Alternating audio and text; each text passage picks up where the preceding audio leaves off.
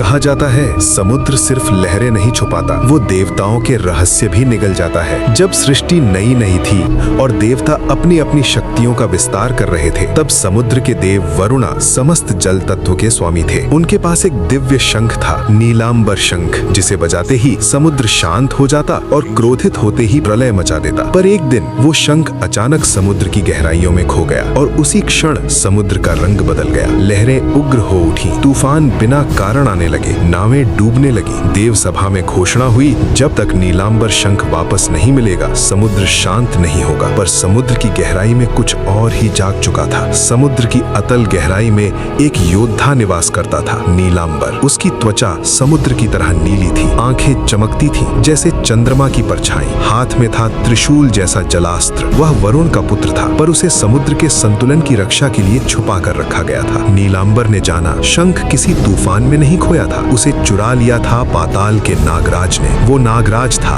वासुकी का एक विद्रोही वंशज, जो समुद्र की शक्ति पर अधिकार चाहता था। समुद्र के भीतर युद्ध हुआ, जल भंवरों में बदल गया, बिजली पानी के भीतर चमकने लगी। नागराज गरजा, अब समुद्र मेरा होगा। नीलांबर शांत स्वर में बोला, समुद्र किसी का नहीं होता, वो संतुलन का प्रतीक है। एक भीषण टक्कर हुई, जल और विष की शक्तियां भिड़ी। अंत में नीलांबर ने अपनी समस्त जल शक्ति त्याग दी और शंख को पुनः प्राप्त किया। जब नीलांबर शंख फिर से बजा, समुद्र शांत हो गया, लहरें मधुर हो गई, तूफान थम गए। वरुण देव प्रकट हुए। उन्होंने कहा, वत्स, तुमने समुद्र को बचाया, पर अब तुम स्वयं समुद्र बन जाओगे। और उसी क्षण नीलांबर जल में विलीन हो गया। आज भी जब समुद्र अचानक शांत हो जाता है, कहा जाता है नीलांबर अब भी उसकी गहराइयों में जाग रहा है।